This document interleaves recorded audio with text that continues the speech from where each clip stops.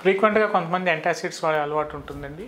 So, antacids అంటే జనరల్‌గా ఏదైనా కొద్దిగా గ్యాస్ ట్రబుల్ రాగానే మెడికల్ షాప్‌కెళ్ళి యాంటాసిడ్ ఏసేసుకుంటూ ఉంటారు.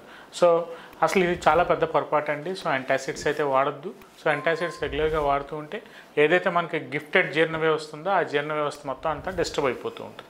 సో, జీర్ణ వ్యవస్థ డిస్టర్బ్ అయిపోవటం అంటే ఏది అంటే న్యాచురల్‌గా మనకి ఏదైతే హెచ్‌సిఎల్ జ్యూసెస్ అంటే డైజెస్టివ్ జ్యూసెస్ కానీ హైడ్రోక్లోరిక్ యాసిడ్ కానీ మనకి స్టమక్‌లో నుంచి రిలీజ్ అవ్వాలో అసలు రిలీజ్ అవ్వకుండా డైజెషన్ వీక్ అయిపోయినప్పుడు జనరల్‌గా ఇంకా ఈ కంప్లైంట్స్ అనేవి బాగా క్రానిక్ గ్యాస్ట్రిక్ డైజెస్టివ్ డిస్టర్బెన్సెస్ అనేవి రావడం జనరల్‌గా జరుగుతూ ఉంటుందండి.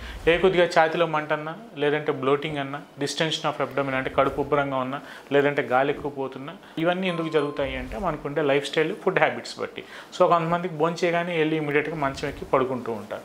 సో, ఆ ఫుడ్ అంతా లోపల స్టమక్‌లో అక్యుములేట్ అయిపోయి అక్కడ నుంచి మనకి ఏదైతే ఈ మెటబాలిజం అనేది ప్రాపర్‌గా జరగకపోవడం వల్ల రకరకాల గ్యాసెస్ రిలీజ్ అయిపోయి ఈ లోవర్ ఈసోఫేజియల్ స్ఫింక్టర్ ఏదైతే ఉంటుందో అది వీక్ అయిపోవడం వల్ల ఈ గ్యాస్ట్రిక్ డిస్టర్బెన్సెస్ అంతా మళ్ళీ ఛాతీలోకి రావటం.